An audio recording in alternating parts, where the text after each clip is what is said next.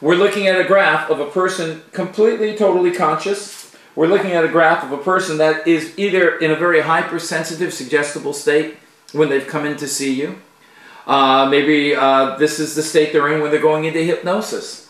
But we're noticing a change, a ratio of getting into that state of magnified focus concentration.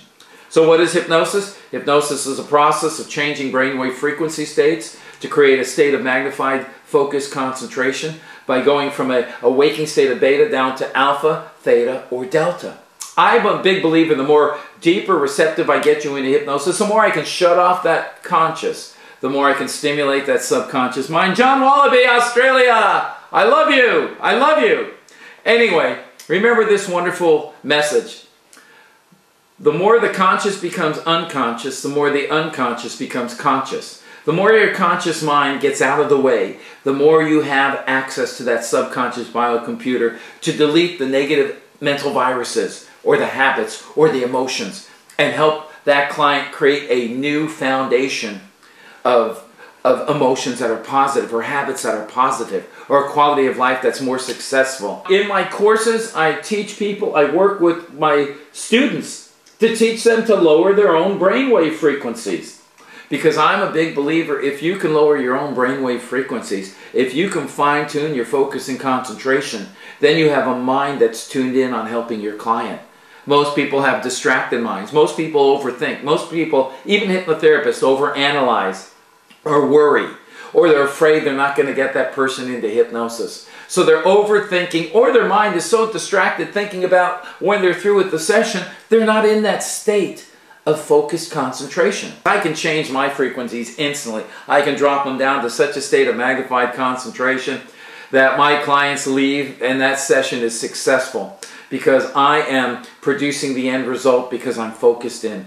We could all focus in. Every one of you have the ability to focus and concentrate. Maybe you think, well, I can't concentrate too long. Well, can you watch a movie?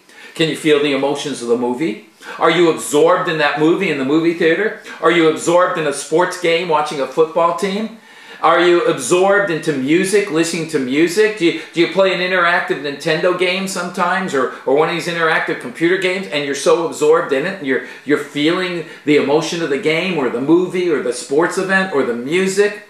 You can focus in. But a distracted mind of a therapist limits your ability to be successful. So really the key is for you to get relaxed and focused when you're in listening to your client and when you're doing your therapy. Because you want to give your client what they're asking for, not what you think they need. Look at folks, look at the change when the person goes into this state of focused concentration, physical relaxation, neuroreceptibility. Look at the difference when that person goes from a non-hypnotized state to a state of being receptive. I don't even like to use the word hypnotized. This person is in a state of focused concentration and they're physically relaxed. Look at the amplitudes, look at the volumes, because our mind operates on frequencies and volumes. If you lower the volumes, there's no more abreactions. You don't have to have a client scream and yell and cry to get what you think is a breakthrough. You might be opening up a wound. You might be activating an emotion that person didn't want to feel, but you brought it to the surface. Psychologists call it flooding, you know. But I think the key is understanding how the mind operates on these frequencies. Understanding the difference between a person who is in a higher brainwave frequency state, more conscious, or a person who is in a lower brainwave frequency state and they're more receptive. This is science. I've been testing and teaching EEG and scientific hypnosis for 20 years. I've developed methods that are powerful. I've developed different graphs, brainwave graphs, but you have to understand how an EEG works because you need to understand that this tells you certain things. It tells you the ratio of receptibility of your client. It doesn't tell you that there's amnesia or memory loss or that you're doing some regression on that person and the EEG shows it's real. Some people misinterpret an electroencephalograph brainwave frequency monitoring. It will tell you if a person is highly emotional.